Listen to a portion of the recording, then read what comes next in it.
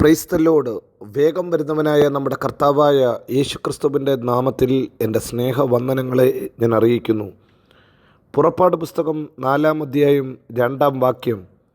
യഹോവ അവനോട്, നിൻ്റെ കയ്യിൽ ഇരിക്കുന്നത് എന്ത് എന്ന് ചോദിച്ചു.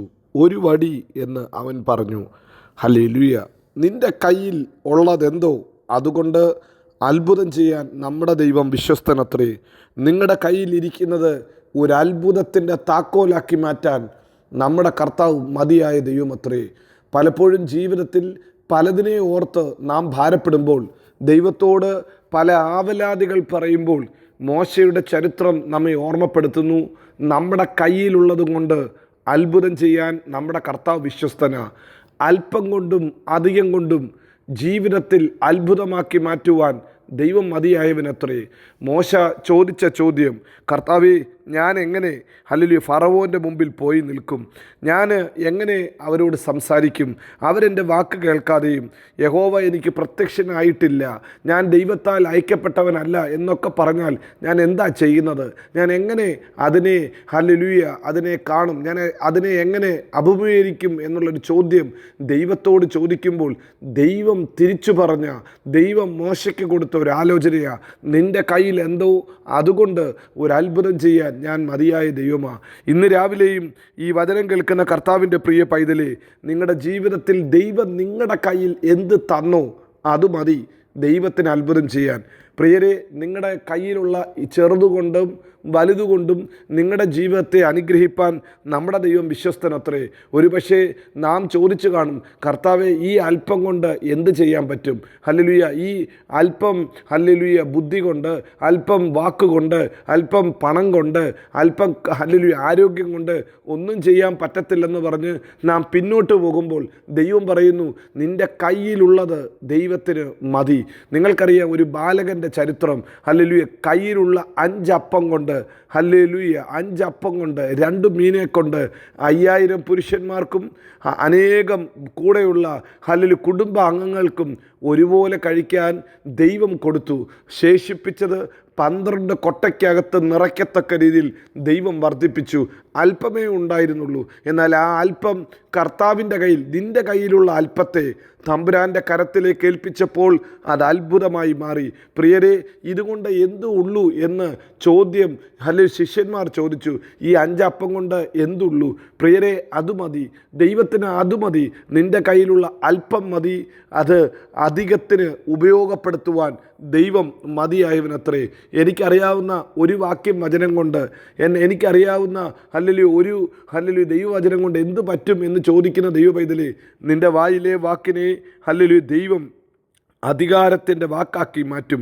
യേശയ്യാ പ്രവചനം 11-ാം അധ്യായം 4-ാം വാക്യത്തിൽ പറയുന്നു, നിൻ്റെ വാ എന്ന വടി, വായിൽ തന്ന ആ വചനമുണ്ടല്ലോ, അതൊരു വടി പോലെ, ഒരു ചെങ്കോല് പോലെ ആയിത്തീരും. ഹല്ലേലൂയ, അതുകൊണ്ട് അത്ഭുതം ചെയ്യാൻ ദൈവത്തിന് സാധിക്കും. പ്രിയരെ, ഹല്ലേലൂയ മോശയുടെ കയ്യിലെ വടിയെക്കുറിച്ച് ഹല്ലേലൂയ പുറപ്പാട് 4:17 വായിക്കുന്നു.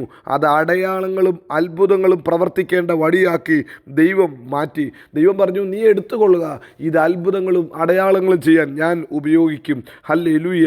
110-ാം സങ്കീർത്തനത്തിൽ ഒരു വേർഡ് ഇങ്ങനെ നാം വായിക്കുന്നു, കർത്താവിൻ്റെ കരത്തിൽ ഏൽപ്പിച്ചു കൊടുക്കുമ്പോൾ ബൈബിൾ പറയുന്നു, അവൻ്റെ കയ്യിലെ വടി ഒരു ചെങ്കോലായി, രാജാക്കന്മാരുടെ ചെങ്കോലായി, വാഴുന്ന അധികാരത്തിൻ്റെ ചെങ്കോലാക്കി ദൈവം മാറ്റും. പ്രിയരെ, കയ്യിലുള്ള ആ ഒറ്റ വാക്കുണ്ടല്ലോ, അത് അധികാരത്തിൻ്റെ വടിയാക്കി ദൈവം മാറ്റും.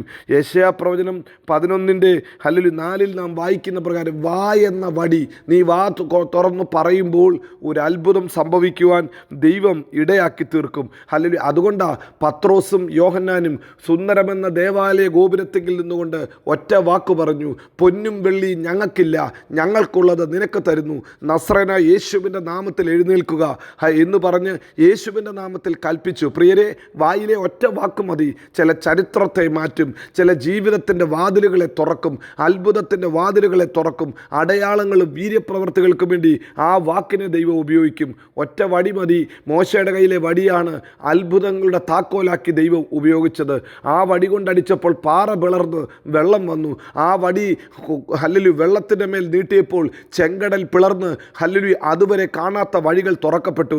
ആ വടി കൊണ്ട് ഹല്ലേലൂയ ചെങ്കടലിൽ തൊട്ടപ്പോൾ രക്തം വെള്ളമായി തീർന്നു. പ്രിയരെ, വടി നീട്ടി അത്ഭുതം ചെയ്യാൻ ദൈവം ശക്തി കൊടുത്തു, ബലം കൊടുത്തു.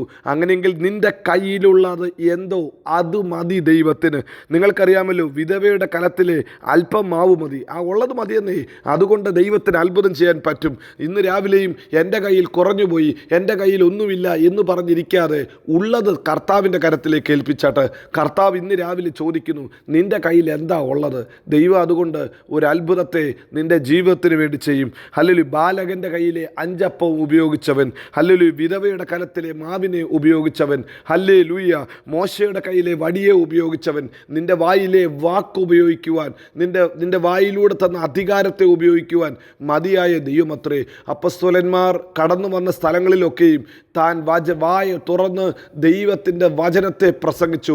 വചനം ഉപയോഗിച്ച് ഹല്ലേലൂയ അവർ സംസാരിച്ചപ്പോൾ ആ വചനം വലിയ തീയായി മാറി. ആ വചനം അത്ഭുതത്തിൻ്റെ താക്കോലായി മാറി. ആ വചനത്താൽ ഹല്ലേലൂയ ദൈവം ഹല്ലേലൂയ അത്ഭുതങ്ങളും അടയാളങ്ങളും പ്രവർത്തിച്ചിട്ട് ദൈവമഹത്വത്തെ വെളിപ്പെടുത്തി. അങ്ങനെയെങ്കിൽ പ്രിയ ദൈവ പൈതലേ, ഇന്ന് പകൽക്കാലം നിൻ്റെ വീട്ടിനകത്തുള്ളതെടുത്ത് നിൻ്റെ വായിലെ വാക്കുപയോഗിച്ച് കർത്താവിൻ്റെ നാമത്തെ ഉയർത്തിയാട്ട്. ദൈവനാമത്തിൽ വീര്യപ്രവർത്തികളെ ചെയ്യാൻ കർത്താവ് നിങ്ങളെ ബലപ്പെടുത്തുമാറാകട്ടെ. നമ്മുടെ കർത്താവ് വിശ്വസ്തൻ, വാക്കുമാറാത്തവൻ. അവൻ നമ്മെ എല്ലായിടത്തും എല്ലായ്പ്പോഴും ക്രിസ്തുവേശുവിൽ ജയോത്സവമാക്കി നടത്തും. God bless you. Amin, Amin.